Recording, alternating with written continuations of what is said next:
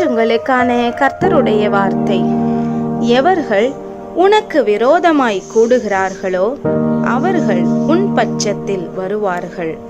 ஏசாயா 54 15 இன்று கர்த்தராகிய தெய்வம் உங்களுக்கு கொடுத்ததான இந்த வசனத்தின்படியே இதை கேட்டுக்கொண்டிருக்கிறதான தெய்வ பிள்ளைகளை, உங்களுக்கு விரோதமாக எழும்பினதான நபர்கள் உங்களுடைய சார்பிலே தேவன் இனி வருகிற நாட்களிலே கொண்டு வருவார்.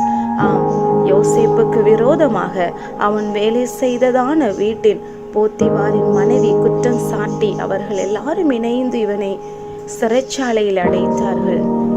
சில வருடங்கள் அவனோ சிறைச்சாலையில இருந்தான். ஆனால் இவனுக்கு விரோதமாய் எழுப்பின அவர்களும் அதிகாரிகள் எல்லாரும் அவனை இணைந்து ஒரே நாளிலே அவனை வெளியே கொண்டு வந்தார்கள். ஆம் தேவ பிள்ளைகளை, அவர்கள் கண்டதான சொப்பனத்தின் நிமித்தமாய் அந்த சொப்பனத்திற்கு விடையை யோசேப்பு தான் சொல்ல முடியும் என்கிற நிலை வந்து அவனை சில நேரத்திலே வெளியே கொண்டு வந்தார்கள். இதை கேட்டுக்கொண்டிருக்கிற தெய்வ பிள்ளைகளே, இந்த உலக வாழ்க்கையிலும் நீங்க வேலை செய்கிற இடத்திலே, நீங்கள் படிக்கிற இடத்திலே, உங்கள் குடும்ப வாழ்க்கையிலே, உங்கள் உற்றார் உறவினர்கள் மத்தியிலே உங்களை வேதனைப்படுத்துகிற நபர்கள் இருக்கலாம். உங்களுக்கு எதிராக அவர்கள் ஆலோசனை பண்ணலாம், உங்களை தனிமைப்படுத்தலாம். ஆனால் உங்களோடு கர்த்தர் இருக்கிறார் என்பதை அவர்கள் இனி வருகிற நாட்களிலே அதை அறிந்து உங்கள் சார்பில் உங்கள் பட்சத்திலே அவர்கள் வருவார்கள். நிச்சயமாய் உங்கள் சத்துருக்களுக்கு முன்பதாக உங்களுக்கு ஒரு பந்தியை கர்த்தர் ஆயத்த பண்ணுவார். ஜெபம் செய்வோம்.